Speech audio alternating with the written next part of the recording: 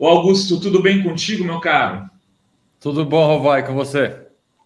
Tranquilo. Bem-vindo, Estamos Augusto. aqui Obrigado, Adri. uma internet meio ruim hoje, conectando do celular, mas está tudo bem. Augusto, você está saindo candidato a deputado federal pelo PSB, né? Pré-candidato. Pré-candidato E aí, a como é que estão deputado as federal pelo coisas? PSB. E esse novo desafio, O que levou a essa decisão? Acho que a palavra certa é essa, desafio mesmo.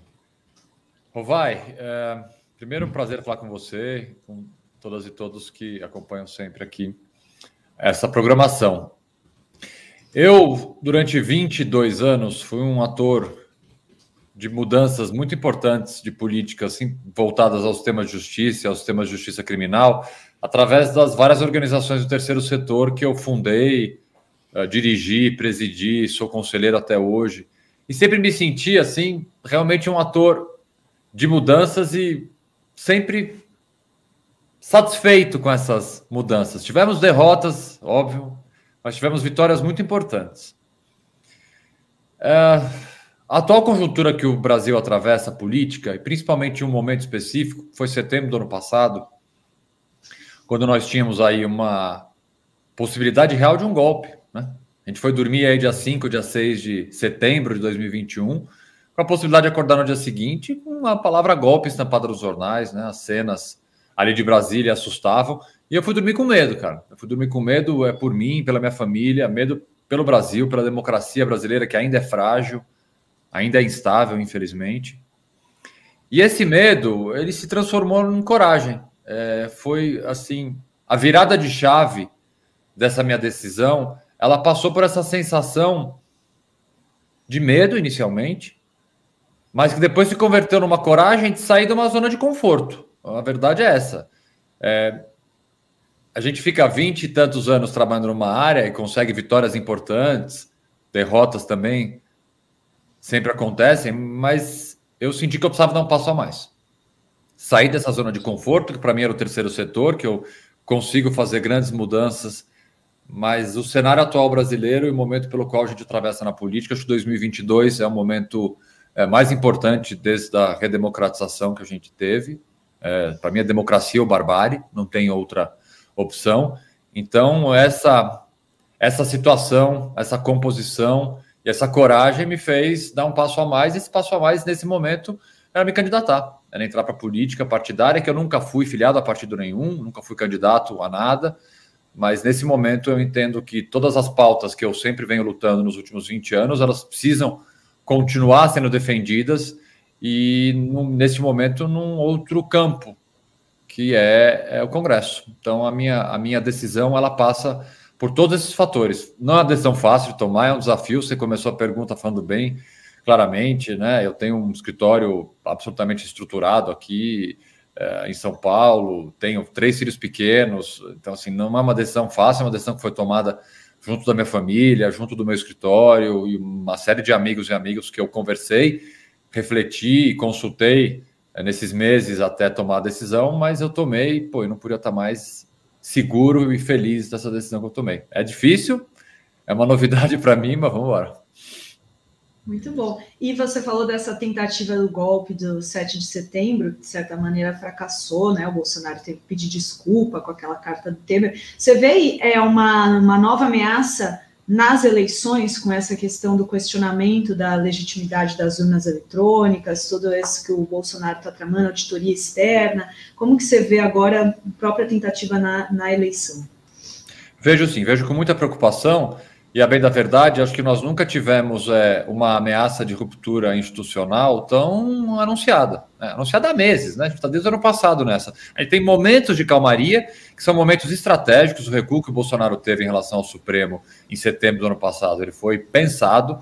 Gente, assim, Bolsonaro é muito burro, né? O bolsonarismo acompanha essa burrice, mas, de alguma forma, eles conseguem montar uma estratégia a longo prazo, nem que seja através do plano maquiavélico que eles têm.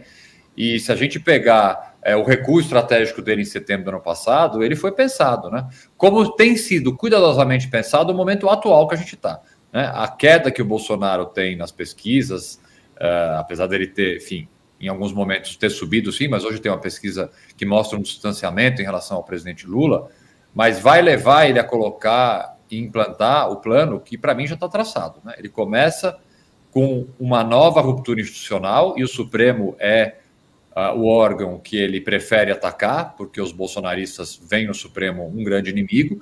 Isso, para mim, está bem desenhado com a graça que ele concedeu ao Daniel Silveira, sabendo que essa graça é flagrantemente ilegal, inconstitucional, e sim será reformada, será cassada pelo Supremo. É o que ele precisa para subir o tom. Então, essa estratégia está pronta, ele está só esperando o Supremo cassar a graça para voltar aí a narrativa de que o Supremo não deixa ele governar, que há aí um ativismo judicial, que há uma tentativa de cercear os poderes do presidente da República, e com isso ele vai insuflar mais ainda a base que ele ainda tem, e vai continuar tendo, né, gente? Vamos pensar que 25% dos eleitores votam no Bolsonaro, não importa o quê, né? Se Bolsonaro aparecer com uma estrela do PT tatuado na testa, eles continuarão votando no Bolsonaro, porque são, a bem da verdade, um gado. Mas o segundo momento, que também já vem sendo anunciado há muito tempo, de ruptura, é com a justiça eleitoral, é com a justiça, já antecipando uma derrota nas urnas, qual é a narrativa que ele quer começar a montar, de que as eleições foram fraudadas pelas razões persecutórias e sem nenhuma base em fatos nem em provas daquilo que ele alega, mas ele vai cultivando ali na cabeça do bolsonarismo que se perder é porque foi fraudado, né? Esquecendo que ele foi eleito por urnas eletrônicas, pela mesma justiça eleitoral, nunca houve nenhuma comprovação de qualquer tipo de fraude, mas que assim, volto a dizer, é uma narrativa aí montada, cuidadosamente pensada e que ele colocou em prática agora. Por isso que eu vejo com tanta preocupação. Lula. Augusto, você, se tudo der certo, espero que dê, você chegará como deputado aqui em Brasília num Congresso que precisa desmontar a estrutura política que o desqualificou, que é essa estrutura de exercício do poder dos presidentes da Câmara e do Senado, com o orçamento secreto, da maneira como ele foi concebido, né? E com esse poder hipertrofiado do parlamento, né? De que forma você acha que uma ala política, aí eu não falo só de esquerda, tá? Porque há personagens do centro, da centro-direita, que têm essa visão também e que não se encaixam nesse Congresso da forma como ele se tornou do Eduardo Cunha para cá, né? Mas, sobretudo, nessas gestões perniciosas de Eduardo Cunha e Arthur Lira na Câmara dos Deputados, que desmontaram a estrutura de operação de poder dentro do Congresso. Vocês já começaram a conversar em torno disso? Como você vê isso para esse teu mandato, que eu espero que aconteça, que você conquiste? Lula, muito boa a tua pergunta. Vamos lá. A gente fala muito em renovação política e essa palavra ficou um pouco marcada por uma renovação em 2018, que, a bem da verdade, é uma renovação com muitos quadros que a gente não quer. São quadros, para começar, antidemocráticos, né? E aqui, o que eu proponho, o que eu espero, e também é um dos motivos que me faz ser pré-candidato, é que nós precisamos de uma renovação real, não a renovação de 2018, que teve quadros importantíssimos, mas teve quadros muito ruins sendo eleitos, uma renovação, principalmente diante do cenário político que a gente tem, uma renovação com quadros, ainda que de partidos diferentes. Por isso que eu acho importantíssima a tua colocação. Ainda que sejam de partidos diferentes, ideologias não necessariamente alinhadas à minha, por exemplo, mas pessoas, candidatos e candidatas, que tenham, pelo menos no seu norte, na sua essência, a defesa da democracia. É esse o ponto que a gente está. É essa a situação que a política... É o ponto de convergência, exatamente. Exato, ainda que sejam candidatos de centro, candidatos de centro-direita, mas que tenham no seu núcleo, na sua essência, a defesa das instituições e da democracia. Então é preciso de uma renovação do campo progressista, sim, evidente, mas uma renovação também dos campos democráticos. A situação é essa. É democracia ou barbárie. Então, que tem uma renovação de partidos de centro-direita, mas com candidatos e candidatas que respeitem a regra do jogo, respeitem as instituições, respeitem e fortaleçam a democracia. Agora, eu não posso também aqui ser pueril de te dizer que nós temos um Congresso Nacional dominado por um centrão fisiológico que, por mais que a gente vá retirar o Bolsonaro em 2022, a gente vai retirar pela forma mais democrática que tem, que é o voto, o Bolsonaro sai, mas o bolsonarismo fica. Mais do que isso, o bolsonarismo agora vai ter seu irmão gêmeo, seu grande companheiro de batalhas, que é o lavajatismo. Então nós teremos ainda candidatos reeleitos e eleitos com o espírito antidemocrático do bolsonarismo, somados a uma novidade, essa é a novidade de 2022, com candidatos lavajatistas, que são irmãos siameses dos bolsonaristas. Tentam se deslocar por uma narrativa eleitoral, mas são filhos da mesma mãe. Portanto, Deltan Dallagnol, Sérgio Moro, que aqui, eu não quero jogar um balde de água fria, mas vamos ser honestos, estão eleitos. Deltan está eleito para deputado.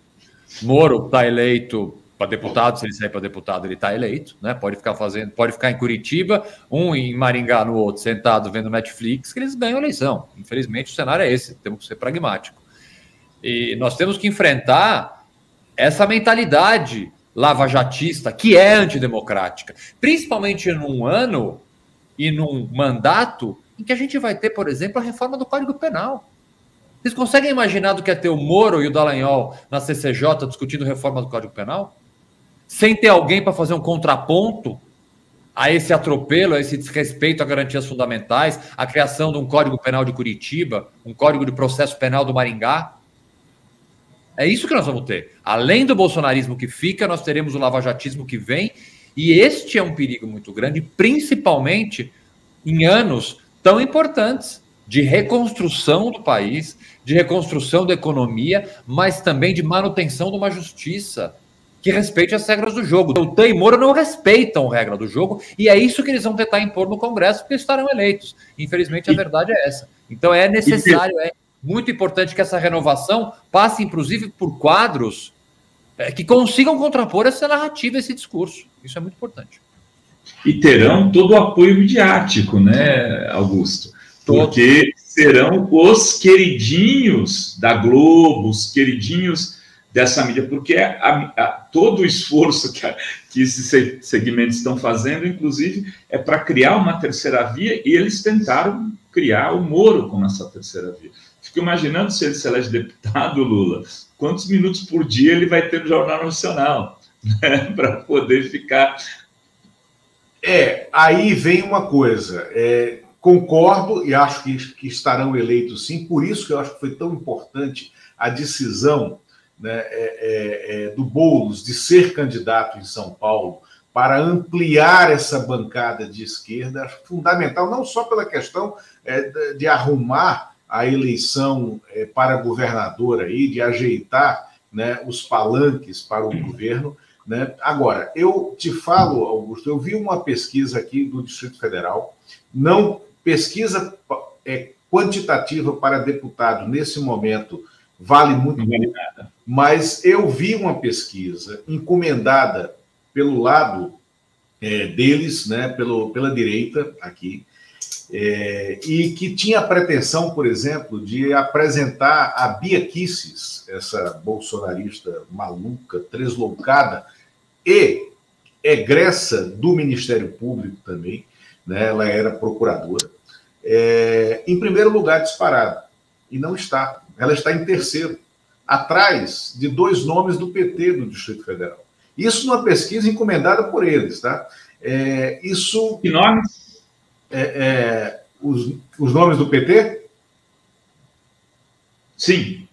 A Érica Cocai e o Agnello Queiroz, que foi o governador, né, que me surpreendeu a presença dele em segundo, né, mas também, como falo, foi uma pesquisa lá interna deles, né, do pessoal da direita.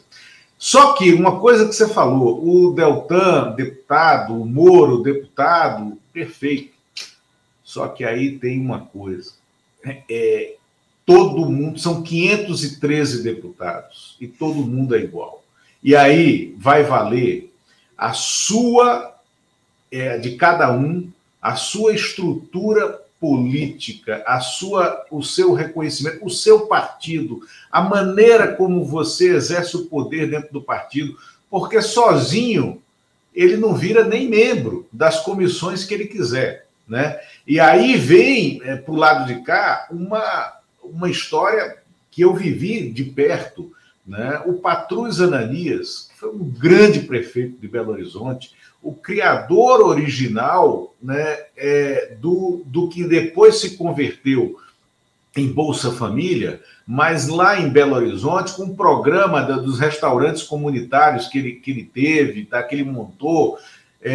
O Patrus chegou em 2003, eleito em 2002, como o deputado mais votado do país, teve mais de 500 mil votos, né? E, primeiro, tentou presidir a CCJ, né, no início do mandato, não conseguiu, por uma divergência interna dentro do PT. O Patrus tinha muito a contribuir com o parlamento, não foi logo para o governo, depois que ele virou ministro, é que o Bolsa Família ganhou tração. Mas naqueles meses que o Patrus foi deputado, né, no início do governo Lula, né, o Patrus viveu um momento de depressão pessoal. Por quê? Porque o parlamento não dava para ele as ferramentas para a operação política da maneira que ele queria exercer, né, essa operação política, porque não era casa para ele. Então, o Deltan e o Moro podem chegar com um caminhão de votos em Brasília, mas eles serão no meio de 513, primos interpares, né? E aí eles vão ter que gramar muito, vão ter que comer muita grama, né? Literalmente, espero, né? Para serem ouvidos do Congresso. Não à toa, o Ciro Gomes foi um deputado medíocre, né? No único mandato que ele exerceu de deputado. E medíocre aqui não é nenhuma crítica ferina. Medíocre é o medíocre de ser mediano, né? O Ciro não se encontrou dentro do parlamento. Olha só, eu espero realmente que isso se comprove, que eles não consigam ali alçar nenhum voo dentro do parlamento, porque são antidemocráticos, basicamente porque representam, para mim, tudo aquilo que eu tanto lutei nos últimos 20 anos, né? Uma ideologia, porque isso é uma ideologia quase messiânica, de que para combater o crime você pode simplesmente rasgar a Constituição, né? Não há crime grave o suficiente que justifique o atropelo da lei. E é isso que está ali na essência de Deltan e Moro. Eu espero que você esteja certo, que eles não consigam aí alçar grandes voos dentro do Congresso. Dri, você tem aí uns superchats, comentários? Temos sim, deixa eu agradecer. Então, Dri, Rovai, antes de você começar a ler, eu vou me despedir, porque aí eu tenho que realmente correr para o compromisso. Augusto, obrigado. Obrigado você, Rovai, Dri, obrigado a vocês. Foi um prazer. Valeu, Lula. Tudo de bom aí. Abraço. Abraço. Obrigada. Até logo. Tchau. Até logo. É isso aí, olha só. Mônica Mello diz: Fórum, hoje é meu aniversário. Opa! Parabéns! Mônica, que está sempre aqui conosco. José Cruz: Lula não vai precisar do Ciro, basta 2% de Janones e 1% de indecisos. Ciro tem que ficar para ser derrotado. Se ele juntar com Lula, agora vai dizer até as próximas 10 gerações que Lula venceu por causa dele. Que acha? E aqui tem o Biratã Souza dizendo: o ódio ao PT não é espontâneo, foi plantado. Então podemos arrancar essa raiz para vivermos tempos melhores. O Sérgio Moro, ele está com esse mesmo discurso do ódio ao PT, né? O tweet dele de ontem dizendo que Lula é um fascínio. Não foi dele, foi do Carluxo, né, Adri? Não foi assim. Não dá, aquele tweet ali, não dá nem para entender o que ele falou no tweet. Impressionante. Ele continua com essa narrativa, né, Augusto? Isso cada vez mais vai mostrando como ele foi um juiz ladrão, né, nas palavras do Glauber, né? Como que você vê ele fazer uma campanha só atacando o Lula, dizendo que o Lula é ladrão? É assim, é de uma estratégia de comunicação que eu consigo compreender do ponto de vista eleitoral, mas ela reforça tanto aquilo que nós sempre soubemos, né, que, de fato, ele não julgou o Lula de forma imparcial, como ele não julgou uma série de outros réus. Ele não consegue entender que quanto mais ele afirma a sua oposição, seu ódio ao Lula, ele reforça a tese acertada do Supremo de que ele foi um juiz parcial, portanto suspeito. Eu consigo, volto a dizer, entender uma narrativa eleitoral, mas o quanto isso só comprova tudo que a gente vem, e eu especificamente, há anos, né, apontando. Eu participei hoje de manhã de uma outra entrevista com o meu, não sei como é que classificar, com o Deltan Dallagnol, vamos colocar assim. Ele uma entrevista logo depois de mim, sobre a Lava Jato e sobre o Lula. E perguntado nessa entrevista o que eu achava da candidatura de Deltan e Sérgio Moro, eu digo aqui a mesma coisa, ela é legítima, eles podem se candidatar. Enquanto não houver uma quarentena, que eu defendo para membros do Ministério Público e juízes para se candidatarem, enquanto não houver uma quarentena, eles podem se candidatar. Mas essa candidatura deles só reforça algo que a gente sempre falou. E quando eu falo sempre falou, eu tenho aqui, que vocês não enxergam aqui do meu lado, o primeiro artigo emoldurado que eu escrevi para a Folha de São Paulo em 2014, apontando todas as ilegalidades da Lava Jato. Hoje é fácil bater na Lava Jato, hoje é fácil, né? Em 2014 eu era xingado na rua por fazer isso, mas eu tenho muito orgulho de sempre ter tido essa posição, que é uma posição técnica, não é uma posição política, não é uma posição ideológica, é absolutamente técnica, e confortável para dizer que, tá vendo? Tudo que a gente vinha desde 2014 dizendo se comprova. Nada foi apenas sobre o combate da corrupção. Sempre houve, sim, de Deltan e de Moro, um interesse pessoal, uma vendetta, um viés ideológico nas perseguições, e hoje a cereja do bolo é a candidatura deles. Nada foi sobre apenas o combate da corrupção e sobre o interesse próprio. Hoje nós sabemos o interesse eleitoral. Agora, é legal a candidatura, agora o Sérgio Moro querer se candidatar por São Paulo é estranho, né?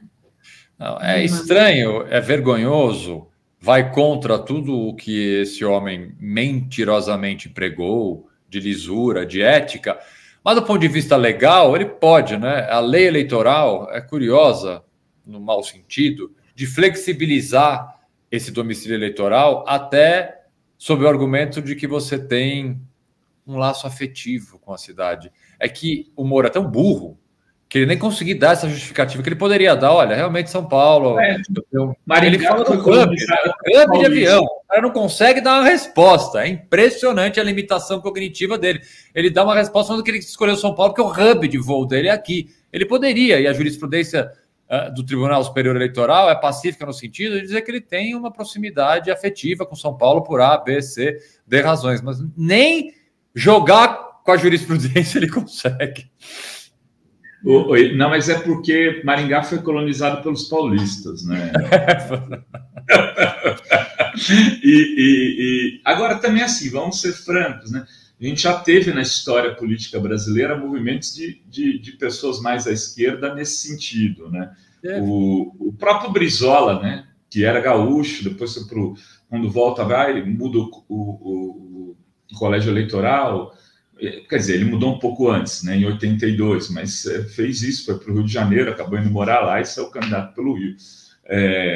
Enfim, isso não é um problema. O problema é os paulistas elegerem ele, né? O problema não é ele ser candidato para o São Paulo.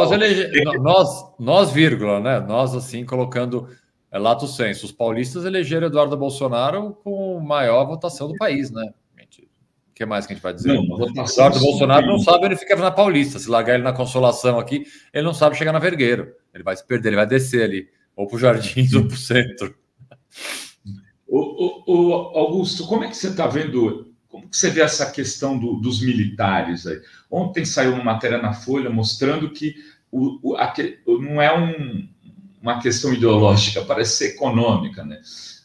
Esses generais estão ganhando muita grana para estarem ao lado do Bolsonaro, né? Inclusive engolindo alguns sapos e jogando fora um mínimo de reputação que até construíram por inação.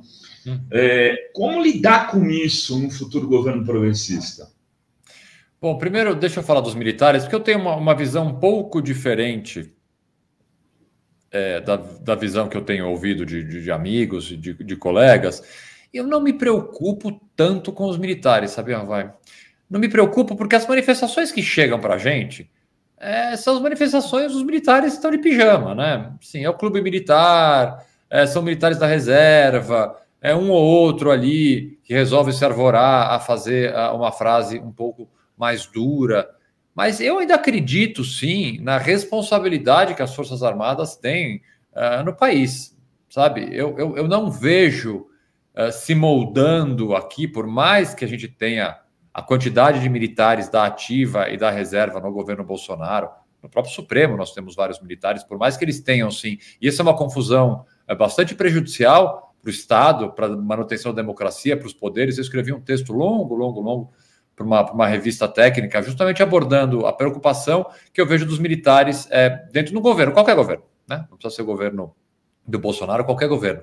Mas o fato é que eu ainda quero acreditar, não sei se estou sendo otimista demais, a responsabilidade em relação ao Brasil que os militares atuais têm e que não se aventurariam a uma narrativa golpista ou qualquer ato de fato golpista que o governo Bolsonaro possa ter. Isso não quer dizer que eu não acredito, infelizmente, que a gente possa ver focos de violência no Brasil em outubro de 2022. Eu acho que a gente vai ver, infelizmente. Mas serão isolados e eu não acredito realmente, eu pelo menos quero acreditar, quero continuar acreditando nisso, de que os militares aí se arvorariam a algo próximo de uma ruptura institucional. Olha, muito bem. Ontem eu quero acreditar com você na mesma coisa. Eu queria trazer aqui que ontem o Conselho da Câmara de Curitiba aprovou a cassação do mandato do vereador Renato Freitas, que fez um protesto em que os manifestantes entraram numa igreja, já tinha acabado a missa, e a própria igreja enviou uma carta, né, perdoando, e mesmo assim o vereador teve... E as imagens mostram que não foi uma invasão, que não foi nada disso, não tem crime nenhum. Cara, eu quero... muito bom, Andrei, trazer essa pergunta aqui. Eu queria... o que se pode fazer juridicamente também, Augusto? Esse é mais um daqueles casos em que a narrativa falsa cola e a gente não consegue descolar dessa narrativa falsa, né? É impressionante. Isso é uma crítica que eu faço ao campo progressista, de como a gente ainda precisa, eu não vou dizer aprender, porque eles fazem uma coisa que é muito prejudicial para a democracia, mas o quanto a gente precisa aprender a se descolar dessa narrativa mentirosa que a gente teve, e o bolsonarismo é muito bom em fazer isso, em vários momentos, né, dos últimos 4 anos. Vamos pensar, por exemplo, no negacionismo científico que o bolsonarismo levou no momento da pandemia. Há um estudo muito interessante que mostra que o Brasil, é o país que mais demora a desacreditar numa fake news. Olha só que absurdo. A gente mantém ainda a fake news, por exemplo, o uso de ivermectina. Vou dar um exemplo. Comprovadamente não tem eficácia nenhuma. Vários países do mundo que foram objeto das mesmas fake news se recuperaram, vamos dizer assim, da verdade, e o Brasil demora muito mais para se recuperar. Por que eu estou fazendo essa abordagem? Porque o caso do vereador de Curitiba é um caso em que montou-se uma narrativa de que ele teria invadido a igreja, que teria sido um grande absurdo, quando, na verdade, bem pouco tempo depois, se comprovou exatamente o que aconteceu, né? A missa tinha acabado, não foi uma invasão, toda a história que todos nós sabemos. Mas não importa, a narrativa criada ele invadiu uma igreja. E aí pega-se isso a vários aspectos, né? Um candidato de esquerda, um candidato jovem, e aí desloca-se completamente da realidade e num negacionismo persecutório político se transforma isso numa forma de atacar o Partido dos Trabalhadores, uma forma de atacar o presidente da República, através... infelizmente, eu vou usar uma expressão, ele está sendo uma cobaia, a verdade, na verdade, de um antipetismo e de um ataque muito maior.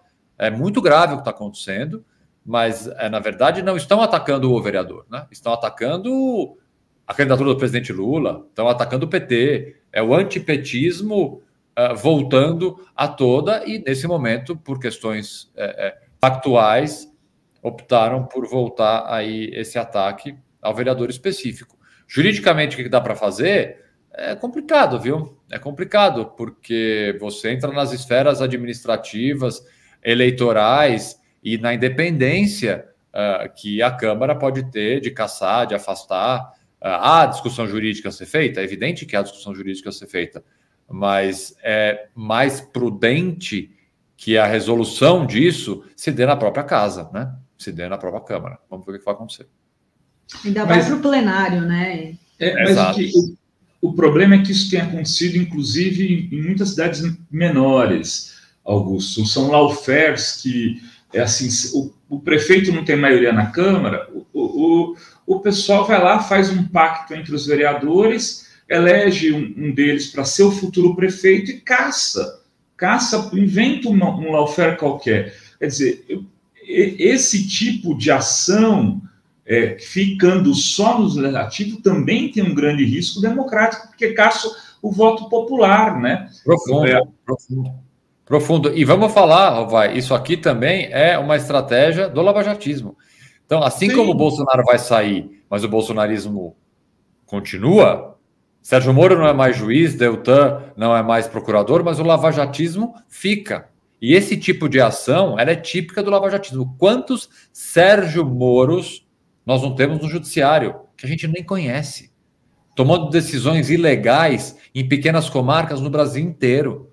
Quantos promotores de justiça e procuradores que nunca vão chegar aos nossos ouvidos e olhos estão tomando decisões, atropelando a lei em conluio com juízes em pequenas comarcas, em comarcas médias, e a gente nunca vai ficar sabendo. E dentro de câmaras de cidades menores, também essa estratégia de se judicializar, politizar aí a relação que não deveria ser, justamente uma relação que é calcada aqui na representatividade do voto popular, ela tem uma construção lavajatista. Por isso que, assim, eu volto a falar aqui da minha pré-candidatura, o que me faz realmente ter tomado essa decisão, ter dado esse passo a mais, é preciso combater essa cultura no campo político e no campo jurídico. Assim, é preciso realmente manter o norte do Estado Democrático de Direito, da presunção de inocência, do devido processo legal. Se depender dessa gente, acabou, vamos atropelar tudo.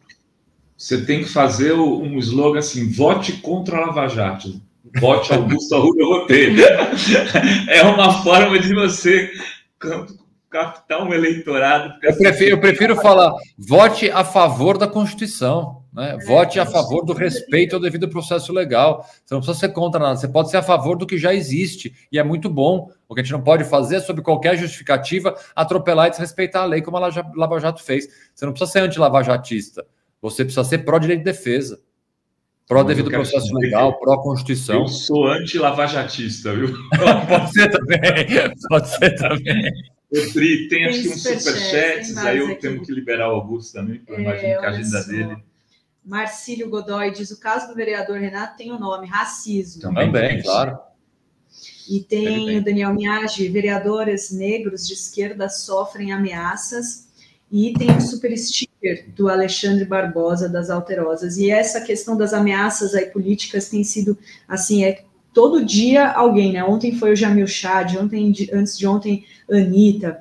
Tem a gente, Márcia Tiburi, várias pessoas já que deixaram o país por conta dessas ameaças. Como que você vê essa questão dessa violência política e esse modus operandi dos bolsonaristas de ameaçar a vida dos seus adversários políticos? Não, gravíssimo, né? Porque isso mostra, Adri, na verdade, o quanto essas pessoas são antidemocráticas, são golpistas, são fascistas, né? Essa é a típica resposta que o fascismo dá a quem pensa diferente, né? É a repressão, é a violência, é a ameaça. Isso é uma demonstração do que o bolsonarismo fez no nosso país, né? A gravidade disso. Vejo com bastante gravidade, porque isso vem se intensificando e eu estou sentindo isso aqui, né? Eu sou xingado na rua, como sempre, mas isso faz muito tempo também, para mim não é novidade. Mas o tom das ameaças tem aumentado. Se você pegar as minhas redes sociais, por exemplo, acho que tem duas coisas que aconteceram nos últimos 15 dias. Os robôs bolsonaristas voltaram, mas assim, com a corda toda, com 3 pilhas Duracell ali atrás deles, trabalhando, feito uns malucos. Qualquer tweet que eu faço tem 400 respostas ali de robôs, claramente. Então, eles estão muito de olho. E o tom e as ameaças aumentaram. Eu vejo com muita preocupação, eu não vou dizer assim, que eu acho isso tranquilo. Estou falando agora pessoalmente, né? Como é que eu encaro isso?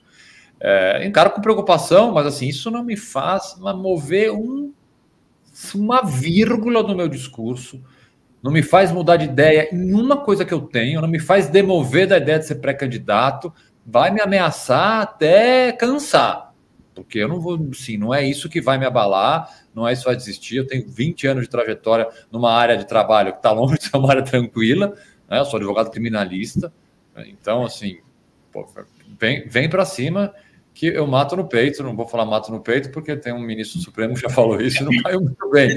Mas eu não é isso, não me abala, assim, não me abala minhas decisões, óbvio que eu acho assim, não é agradável, mas pode vir. É isso aí. Olha, não dá para baixar a cabeça, né? Como a Anitta falou, quanto mais vocês mais a gente vai para cima, não vai. Não abaixa a cabeça, mas nunca. Tá certo. É isso, né, Rovai? Queria agradecer ao Augusto por ter vindo aqui. Pareça mais, né? É hora de se aparecer mais. Agora, estou sempre aqui, cara. Só minha agenda permitir, eu estou viajando aqui o estado já, mas minha agenda permitindo, a gente conversa com o maior prazer, cara. Acho barato, adoro as perguntas e uma honra sempre que eu sou convidado. Me convidem mais que eu venho. Grande abraço. Até a próxima. Valeu, gente. Boa semana. Tchau, tchau.